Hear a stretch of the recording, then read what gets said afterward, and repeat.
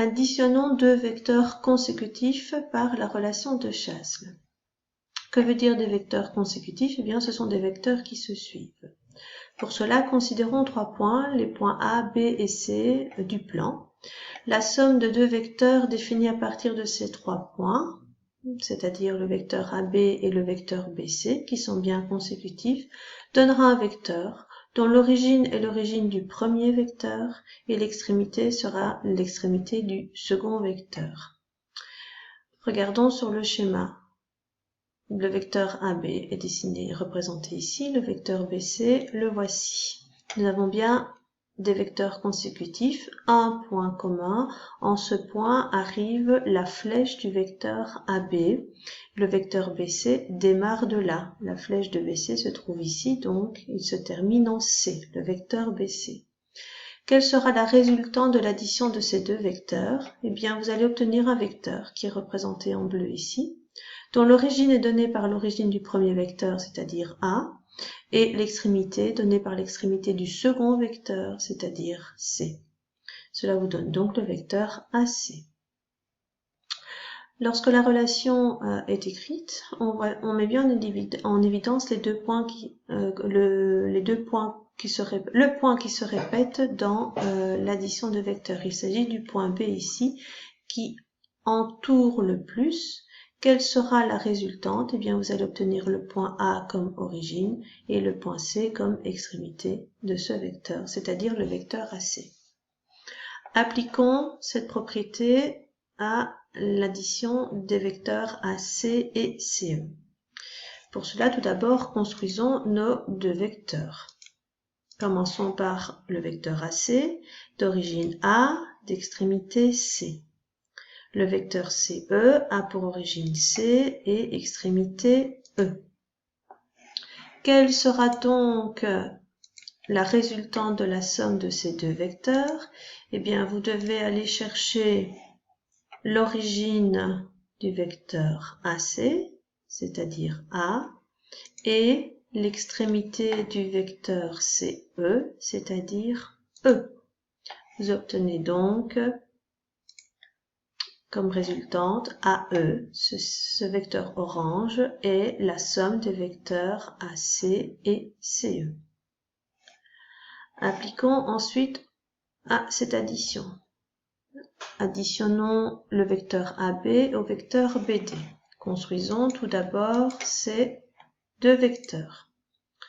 Nous avons donc le vecteur BD défini par l'origine B et extrémité D et le vecteur AB défini par une origine A et l'extrémité B. Ces deux vecteurs sont bien consécutifs. Le point commun est le point B. En B arrive AB, en B part BD. Donc vous avez bien des vecteurs consécutifs. Quelle sera donc la résultante de la somme de ces deux vecteurs? Eh bien, vous devez partir de l'origine, rester libre, c'est-à-dire A, pour aller vers l'extrémité qui, elle aussi, est toute seule, c'est-à-dire D. Ce vecteur en vert clair correspond à la somme des vecteurs AB par BD, c'est-à-dire le vecteur AD. Si vous regardez dans le calcul, le premier calcul que je vais vous demander de réaliser met bien en évidence qu'il s'agit de vecteurs consécutifs. Le premier vecteur est AC d'extrémité C. Le second vecteur commence par la lettre qui termine le vecteur précédent, que l'on appelle l'extrémité. Donc l'origine du suivant, c'est la même lettre que l'extrémité du précédent. Quelle sera donc la résultante de la somme des vecteurs AC et CE? Eh bien, un vecteur qui va démarrer de A, donc d'origine A, et qui va arriver en E, c'est-à-dire d'extrémité E.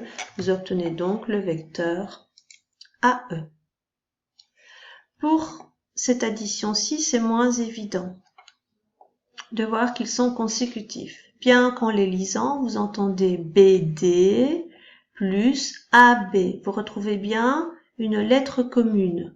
Il s'agit bien d'une lettre qui se trouve à l'extrémité d'un vecteur pour l'un, à l'origine du vecteur pour l'autre vecteur.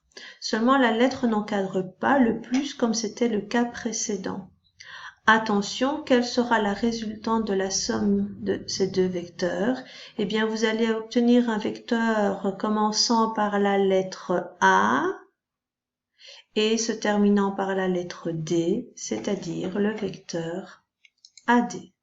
Si vous n'en êtes pas certain, regardez la construction.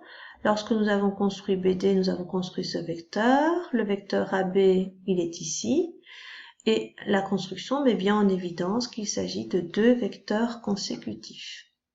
Donc, la résultante de la somme de ces vecteurs sera un vecteur d'origine A et d'extrémité D.